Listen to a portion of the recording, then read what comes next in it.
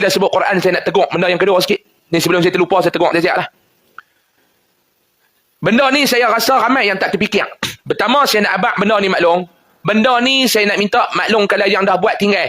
Cumanya saya tahu maklum hak buat ni pun maklum tak pernah terfikir. Apa dia Ustaz? Saya ni maklum saya tengok dua benda depan mata saya kena bercakap. Sebab apa? Saya tahu benda ni banyak yang tak tahu. Sebab tu yang maklum buat. Maklum dia ingat benda tu betul dah. Dan nampak pun betul. Rupa-rupanya kita tak nampak di sebalik tu. Dan kalau saya tegur ni, kalau ada yang buat, jangan duk terasa lah. Saya kata betul-betul, saya bukan nak kata benda maklum buat tu maklum tak erti. Tak. Maklum buat tu dengan cara maklum nak memuliakan Al-Quran. Maklum nak. Tapi ada di sebalik benda tu, kita tak nampak. Contoh. Ada tak kereta-kereta kita yang pelekat ayat Quran, yang pelekat selawat, yang pelekat kalimah Allah? Ada tak? Ada kan? Kita tengok kat atas jalan kan? Dia pergi ke Mekah, dia beli tu hak Masya Allah tu, dia pelekat stiker. Dia pelekat atas cermin. Niat dia apa dia? Ustaz, saya bila bawa kereta jam, orang hak belakang saya dia baca, dia sebut. Saya dapat pahala. Bagus.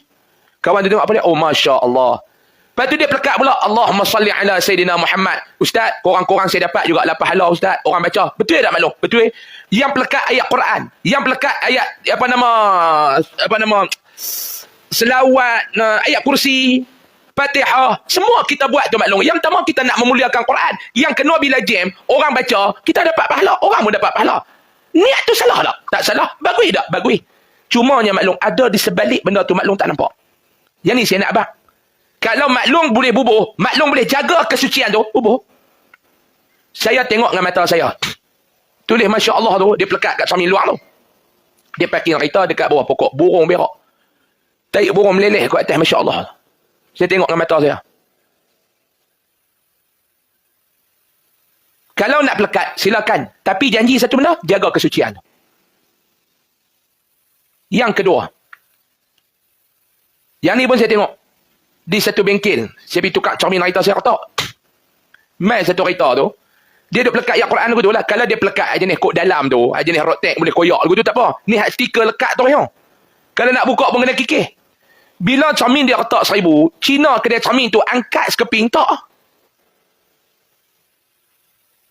Tak, maklum tak bawah tu. Lepas tu dia langkah.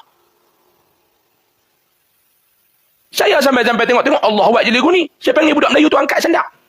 Saya bagi kat budak tu nak ambil 20 ringgit, kikih habis. Dia kata, Ustaz, tak larat tengok dah kami pun kadang-kadang Ustaz tak tahu nak buat macam mana. Pelekat ayat Quran kalau yang jenis plastik kot dalam tu dia boleh koyak tu tak apalah. Jadi apa-apa dia boleh koyak. Nuh jenis pelekat-lekat tu kat cermin tu. Cina bukan dia nak faham hukum maklum. Cina dia nak faham hukum, dia mengaji ke memang tak lah. Dia Cina, dia bukan Islam.